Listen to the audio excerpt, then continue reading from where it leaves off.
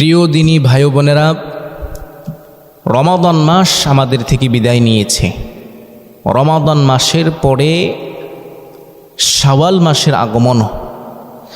শাওয়াল মাসের আগমন হলে আল্লাহর হাবিব সাল্লাল্লাহু আলাইহি ওয়াসাল্লামের একটি হাদিস মনে পড়ে যায় যে আল্লাহর রাসূল সাল্লাল্লাহু আলাইহি ওয়াসাল্লাম বলেছেন যে রমাদান মাসে 30টি রোজা রাখার পরে যে ব্যক্তি শাওয়াল মাসে একটি আমল আছে, এই আমলটি করবে, সারা বছর রোজা রাখার ফজিলত, সারা বছর রোজা রাখলে যে সওয়াব, সে সওয়াব আপনার আমল নামায়, আমার আমল নামায় আল্লাহ রাব্বুল আলামিন দিয়ে দিবেন। কোন সুবহানাল্লাহ। প্রিয় দিনী ভাই বোনেরা, আল্লাহ রাব্বুল আলামিন আমাদেরকে অসংখ্য নেয়ামত, অত্যন্ত ফজিলতপূর্ণ কিছু দিন এবং রাত দিয়েছেন, যে দিনে যে রাতে ইবাদত করলে পরে আল্লাহ তাআলা আমাদেরকে হাজার হাজার মাসের চাইতে উত্তম এমন ইবাদত করলে পরে আমাদের আমল নামায় দিবেন। অনেক আমল আছে যে আমলগুলো করলে আল্লাহ তাআলা আমাদেরকে অফুরন্ত সওয়াব দিবেন। অনেক আমল আছে যেগুলো করলে পরে আল্লাহ রাব্বুল আলামিন আমাদের জীবনের গুনাহগুলো ক্ষমা করে দিবেন। অনেক আমল আছে যে আমলগুলো করলে পরে আল্লাহ রাব্বুল আলামিন আমাদের মনের যত নেক মাকসাদ আছে, আশা আছে, আমাদের যত হতাশা আছে দূর করে দিবেন। আমাদের যত ভিতরে যত সংকীর্ণতা আছে সব দূর করে দিবেন। আল্লাহ রাব্বুল আলামিন আমাদের যত হাজত আছে আল্লাহ তাআলা কবুল করে নেবেন, পূরণ করে দিবেন। আমাদের যত চাওয়া আছে, পাওয়া আছে আল্লাহ তাআলা কবুল করে নেবেন। আমাদের যত সাইয়্যাত আছে আল্লাহ তাআলা হাসানাত দ্বারা ভরপুর করে দিবেন। কোন সুবহানাল্লাহ।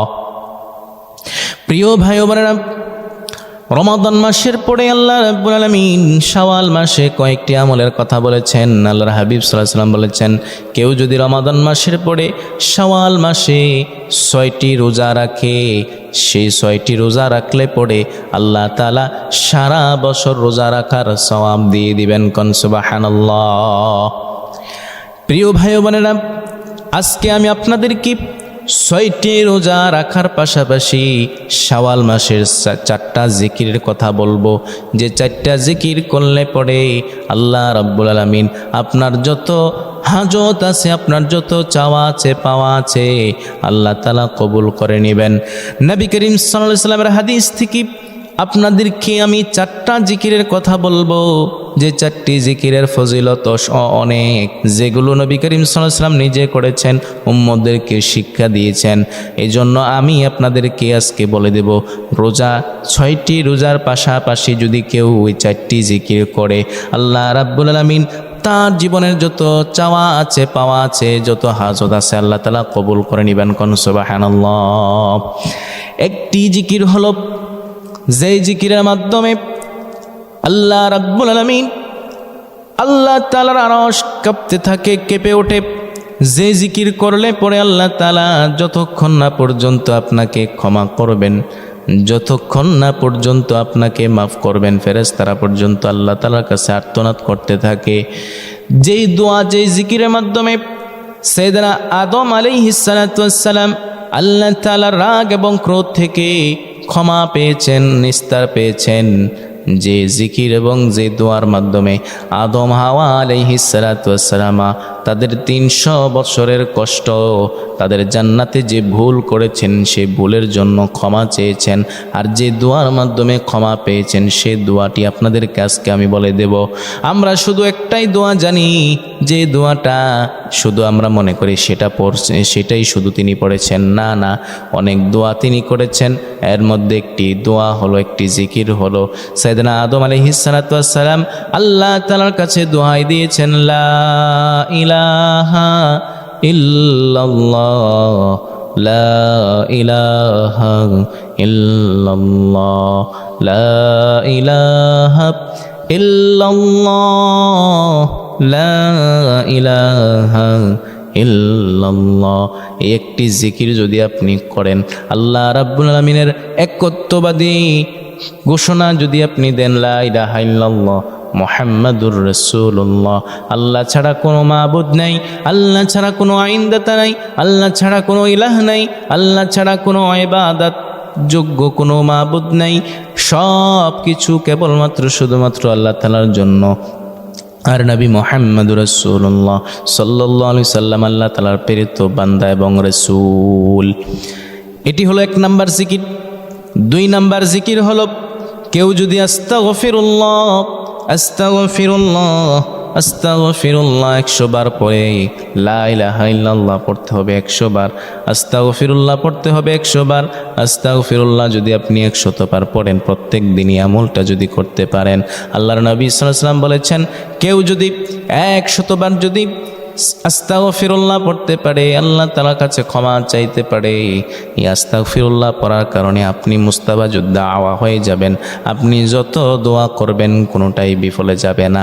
আপনি ভালো বললেও আল্লাহ কবুল করবেন, খারাপ যদি কোনো দোয়া করেন আল্লাহ তাআলা তাও আপনার কবুল করে নেবেন, কেননা আল্লাহ তাআলা আপনাকে পবিত্র বানিয়ে দিবেন। তবে কথা হলো যে ব্যক্তিটা আস্তাগফিরুল্লাহ 100 বার পড়বে, যে আমল করবে, সে কখনো খারাপ কোনো চাওয়া আল্লাহ তাআলার কাছে চাইবে না।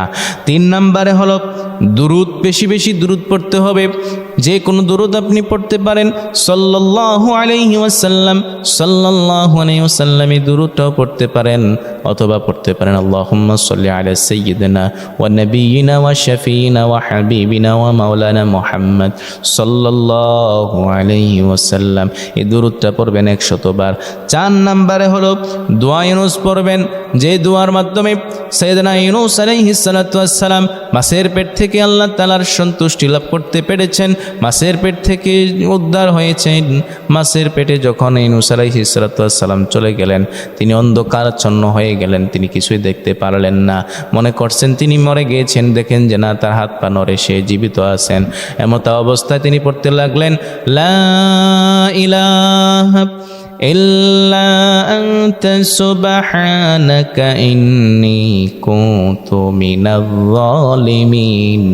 ও আমার আল্লাহ, লা ইলাহা ইল্লা আনতা সুবহানাকা ইন্নী কুনতু মিনাজ জালিমিন। ও আমার রব, ও আমার আল্লাহ, তুমি পবিত্র, তুমি মহান, তুমি সর্বময় ক্ষমতার মালিক, তুমি সার্বভৌমত্বের মালিক, সব কিছুর মালিক তুমি আল্লাহ তাআলা।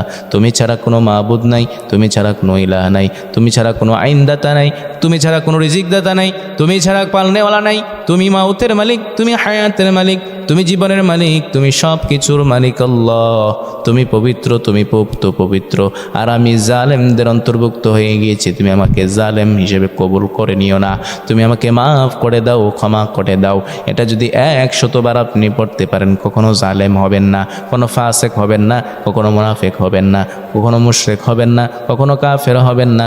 আপনার ইমানের হেফাজতকারী আল্লাহ তাআলা নিজে হয়ে যাবেন। কোন সুবহানাল্লাহ।